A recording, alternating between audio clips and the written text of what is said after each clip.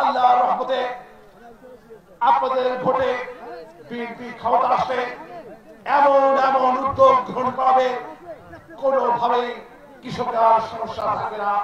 আমরা প্রতিশ্রুতি দিতে চাই, বিএনপি ক্ষমতা আসলে 12 মাস কৃষকের মুখে হাসি থাকবে ইনশাআল্লাহ।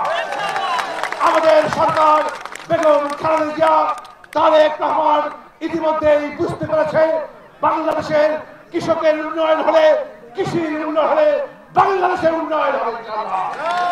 আমরা কৃষির উন্নয়নের মধ্য দিয়ে বাংলাদেশের কৃষককে স্বাবলম্বী করে বাংলাদেশকে উন্নত বাংলাদেশে পরিণত করব ইনশাআল্লাহ। আমরা এমন একটি বাংলাদেশ গঠন করতে চাই যে বাংলাদেশের স্বপ্ন দেখেছেন শহীদ জিয়া রহমান, বেগম খালেদা জিয়া। আমরা তেমন একটি বাংলাদেশ করতে চাই। আজকে মনে রাখবেন, আপনারাই বাংলাদেশের অর্থনীতির মূল চালিকা শক্তি। আপনাদের সন্তানেরা শুধুমাত্র আওয়ামী লীগ না করবার কারণে গত 16 বছর যাবৎ পড়ালেখা শিখবার পরও সরকারি চাকরি পায়নি।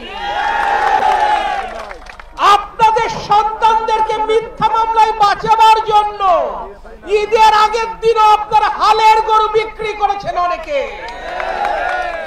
আপনারা মাসের পর মাস, বছরের পর বছর ওই ফারিদ দারোগাকে মাসোহারা দিয়ে নিজের নিরাপত্তা নিচ্ছে। তাই যে লড়াই 16 বছর যাবৎ চলছে বাংলাদেশের মানুষের ভোটের অধিকার ফিরিয়ে আনবার জন্য, সেই লড়াই আজও শেষ হয়নি, কারণ ভোটের অধিকার ফেরত পায়নি।